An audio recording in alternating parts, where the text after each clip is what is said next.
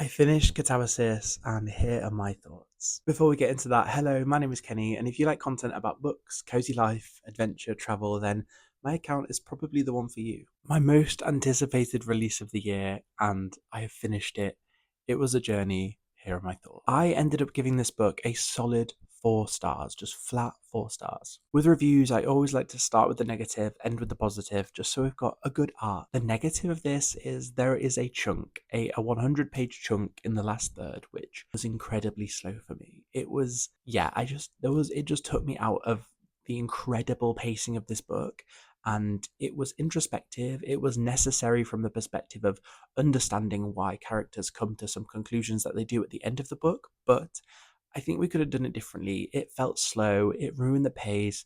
It was the one part of the book where I was like, "Oh, this last bit, I'm just going to power through it, and I'm really going to enjoy it." And I found myself like flicking through, being like, "Oh, how many pages have I got left?" Which I hate doing in a book. But that is the only negative. Let's talk about the positives then. This is unlike R.F. Kuang's other work in the sense that it is so fast paced. Babel is one of my favorite books of all time, but that is slow going. Like the first 200 pages are all set up. This, within 10 pages, you are in the thick of the plot. And I loved that. I think a great way to describe this is it feels very much like a grown up Percy Jackson novel. Like the adventure that runs through Percy Jackson, take that, add in difficult social elements, difficult kind of like mental elements, and a very mature, thought provoking storyline. And you've got Catabasis. I think the main two characters were stunning.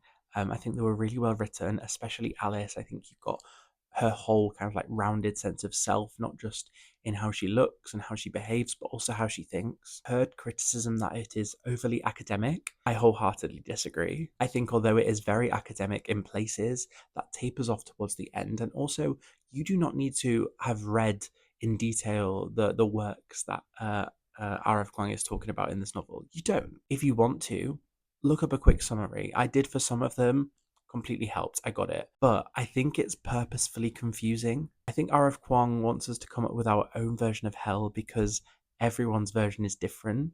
So by sort of saying that there's a million and one different ways to interpret this, it kind of forces us to interpret it in our own way. I might be completely wrong there, but that's what I got. Overall, 4 stars, full of adventure, super fast paced, but there's just one section that I just wasn't a fan of. I would definitely recommend picking this up. It is wonderful. It is such a journey. It is emotional. The characters are incredible. Dark academia at its finest. If you enjoyed this video, then please feel free to drop me a follow. I post every single day, and I would love to have you.